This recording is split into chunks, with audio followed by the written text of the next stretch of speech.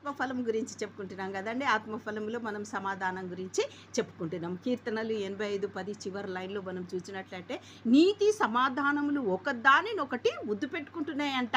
అయితే ఈ నీతి మన ఎక్కడి నుంచి వచ్చింది? దేవుడు మన కొరకు రక్తమును కార్చి మన పాపమంతా ఆయన భరించి ఆయన నీతిని మనల్ని నీతిమంతులుగా మార్చి తండ్రికిని మనకును సమాధానం పరిచినాడు.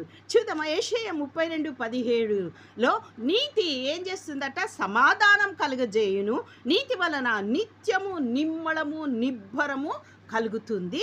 అప్పుడు నా జనులు విశ్రమ స్థలం అందును ఆశ్రయ స్థానముల యందును సుఖకరమైన నివాసముల యందును నివసించుదురు.